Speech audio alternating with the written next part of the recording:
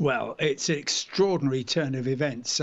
In under 5 hours now, 11 p.m. GMT, we are going to see that France has imposed absolutely draconian rules. You can only enter France if you're a French citizen, if you're an EU national, either with your residence in France or in another country. And for those of us who are looking forward to maybe a ski holiday, a city break in Paris or beyond, or indeed seeing family, except in the most extreme circumstances of the death of a close relative or of terminal prognosis, we are just being kept out until further notice. And this came in at very, very short notice. And of course, it's upset many Londoners and the entire travel industry as well.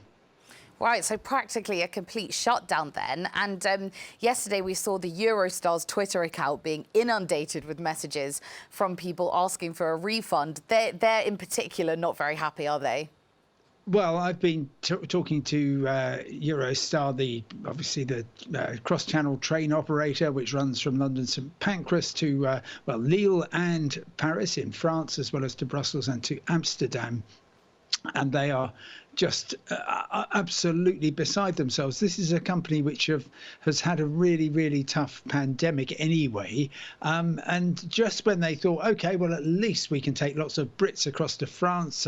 Some people will be going skiing and so on. Lovely city break, bringing French people here as well. They've been told, no, you're not bringing any Brits in. And we're also going to very strongly suggest that French people don't come to the UK either. So they said that within hours of the announcement, their sales had more than halved. And frankly, it's very difficult to see anybody wanting to buy a ticket on Eurostar until further notice. We simply don't know where we are.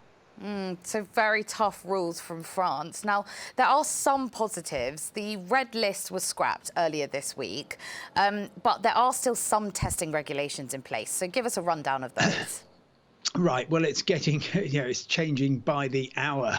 It really is. But what most countries have been doing in response to Omicron isn't coming up with a draconian ban. They have been tightening up the rules. So looking at the US, which I know that a lot of Londoners will be heading for New York, for Florida and so on over Christmas and New Year, they say you've got to take a test now either on the day of travel or the day before. Previously, you had 3 days before you could take the test, but they've tightened that up.